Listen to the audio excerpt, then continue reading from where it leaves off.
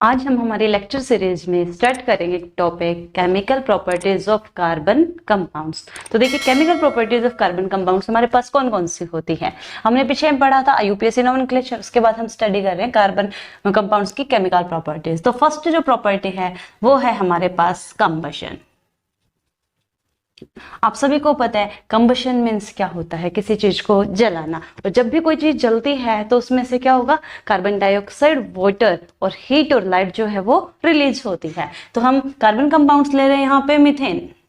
जैसे मीथेन को हम किसी भी चीज को बर्निंग करते हैं तो हमेशा करते हैं एयर की प्रेजेंस में, और एयर होती है यहाँ पे ऑक्सीजन। जब हम इसको हीट करेंगे या फिर जलाएंगे तो हमारे पास क्या बनेगा, अभी मैंने बताया था carbon dioxide plus water plus आपके सामने क्या बनेगा, हीट एंड लाइट।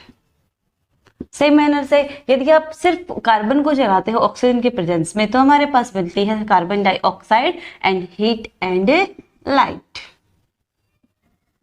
ये आपके पास जो है कंबशन में मिलेगा। आपको पता है कि जब हम किसी चीज को कंबशन करते हैं तो कई बार हमें शूटी फ्लेम मिलती है और कई बार हमारे पास जो फ्लेम है वो डायरेक्ट मिलती है। तो शूटी फ्लेम का मिलना कम मीन क्या होगा कि वहां पे जो हमारे पास फ्यूल है वो कंप्लीट बर्न नहीं हो रहा है, क्योंकि जब हमारे पास CO2 और H2 मिलता है तो दैट मीन्स वहां हो रहा है complete combustion.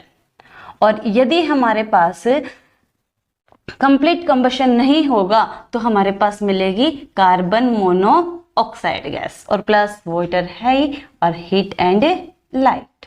But carbon dioxide नहीं मिलेगी। जब हमारे पास कार्बन मोनोऑक्साइड मिलती है तो इट मीन्स हमारे पास कौन सा कंबशन हो रहा है, अनकंप्लीट कंबशन हो रहा है।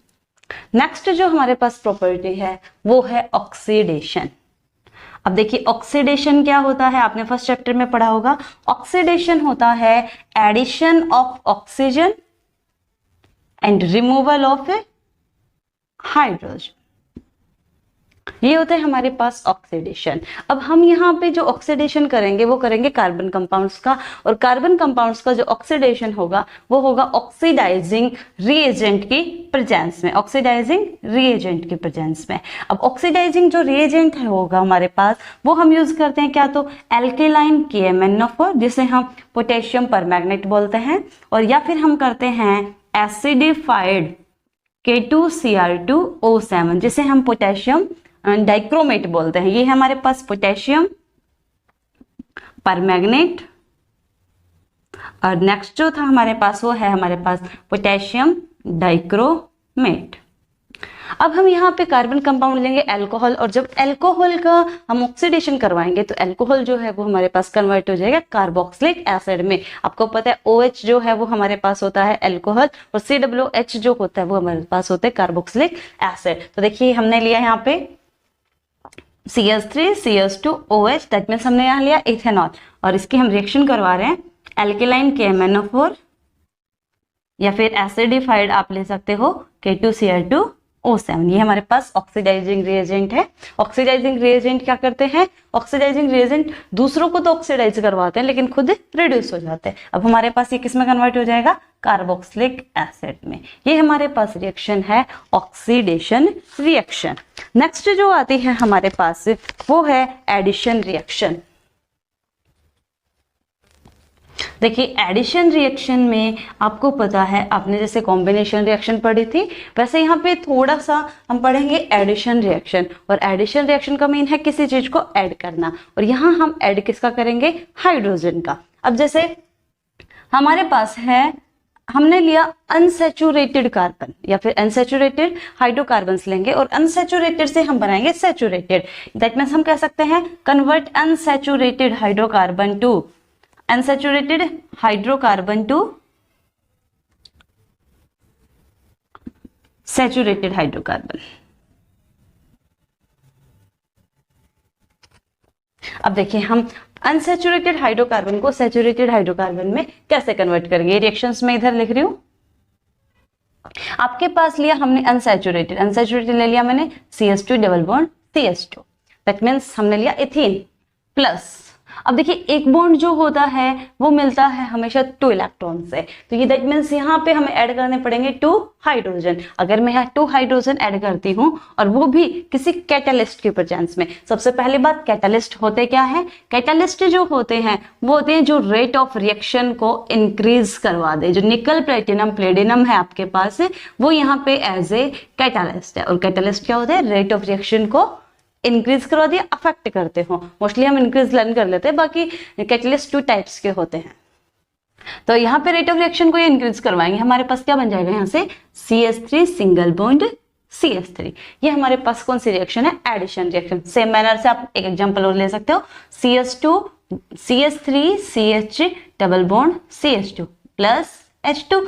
सेम कैटलिस्ट का यूज करके हमारे पास जो प्रोडक्ट बनेगा वो क्या बनेगा, CH3 CH2 and then CH3। That means ये हमारे पास अनसैचुरेटेड था और ये हमारे पास कौन सा हो गया, सैचुरेटेड। सेम अनसैचुरेटेड और ये हो गया हमारे पास सैचुरेटेड। आपको पता होगा कि जो सैचुरेटेड फैट होती है वो हमारी बॉडी के लिए हार्मफुल होती है, जबकि अनसैचुरेटेड फैट होती है वो हम डाइजेस्ट कर सकते हैं। इसीलिए हम वेजिटेबल ऑयल ज़्यादा यूज करते हैं एज कम्पेयर टू वेजिटेबल घी। आप इस प्रोसेस से यहाँ पे एडिशन ऑफ हाइड्रोजन कर रहे हैं, इसलिए हम इस रिएक्शन को एक नेम देते हैं जिसे हम कहते हैं हाइड्रोजनेशन, क्योंकि क्या है यहाँ पे एडिशन ऑफ हाइड्रोजन। और एडिशन ऑफ हाइड्रोजन क्या होता है हमारे पास, हाइड्रोजनेशन रिएक्शन। जैसे मैंने यहाँ लिखा वेजिटेबल ऑयल प्लस हाइड्रोजन, यहाँ हम निकल प्लेटिनम कैटलिस्ट लेके और क्या कर रहे हैं यहाँ पे वेजिटेबल घी की प्रिपरेशन कर रहे हैं।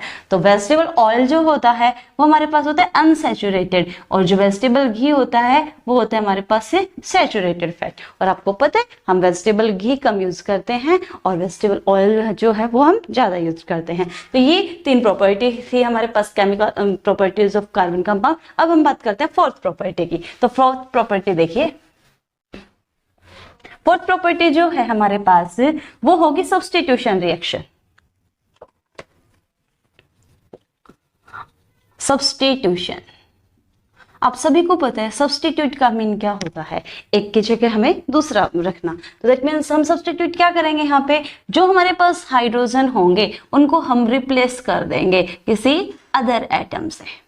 अब जैसे हम यहाँ पे जो सब्स्टिट्यूशन रिएक्शन करेंगे वो करेंगे हैलोजन्स के लिए, और हैलोजन आप सभी को पता है कौन कौन से होते हैं। हैलोजन को एक्स से रिप्रेजेंट करते हैं, fluorine, chlorine, bromine and then iodine. एक और भी होता है स्टेटाइन, वो भी हमारे पास किस में काउंट होता है, हैलोजन्स में। अब हम यहाँ पे हैलोजन से रिप्लेस करेंगे और रिप्लेसमेंट जो होगा वो होगा लाइट की प्रेजेंस पे, और लाइट जो होती है उसको रिप्रेजेंट करते हैं हम H से। अब देखिए जैसे मैंने लिखा यहाँ पे मीथेन प्लस क्लोरीन, लाइट की प्रेजेंस है। अब लाइट के प्रेजेंस से हम करेंगे, मैंने बताया सब्स्टिट्यूशन, हम डायरेक्ट को रिप्लेस नहीं करेंगे, एक एक करके करेंगे। अगर हम एक क्लोरीन इसके साथ ऐड कर दें तो एक हाइड्रोजन यहाँ से रिमूव हो जाएगा, क्या बनेगा यहाँ पे CH3Cl प्लस HCl। अगेन करो इसी कोई CH3Cl plus Cl2, same light के प्रेजेंस में। अब क्या बनेगा हमारे पास, वापस से एक हाइड्रोजन रिप्लेस करके हमें क्या करना है, क्लोरीन ऐड करना है, CH2Cl2 plus HCl। Same manner से अगेन करो CH2Cl2 plus HCl, sorry Cl2, light के प्रेजेंस में क्या करोगे, 1 हाइड्रोजन फिर से रिप्लेस CHCl3 प्लस HCl। ये जो फॉर्मूला है हमारे पास CHCl3 ट्राइक्लोरोमीथेन, जिसे हम कहते हैं क्लोरोफॉर्म। क्लोरोफॉर्म आप सभी को पता है, क्लोरोफॉर्म यूज कहाँ होता है, जिसमें हम बेहोशी की दवा जिसे हम बोलते हैं उसमें यूज होता है हमारे पास क्लोरोफॉर्म। नेक्स्ट अगर फिर से करते हैं CHCl3 प्लस Cl2, तो हमारे पास लाइट के प्रेजेंस में ये कंप्लीटली हेलोजनेटेड हो जाएगा, जो बन जाएगा CCl4 प्लस HCl। अगेन हम इसको नहीं कर सकते क्योंकि कार्बन की वैलेंसी जो होती है वो हमारे पास 4 ही होती है, इसलिए हम इसको आगे नहीं करेंगे। तो दैट मीन्स हमारे पास जो ये रिएक्शन थी वो कौन सी रिएक्शन है, सब्स्टिट्यूशन रिएक्शन। कंप्लीटली हाइड्रोजन को हमने सब्स्टिट्यूट कर दिया हैलोजन से। That's clear. ये हमारे पास रिएक्शंस थी। अगर किसी को कोई प्रॉब्लम आती है तो आप मुझे जरूर बताएं। Thank you for this.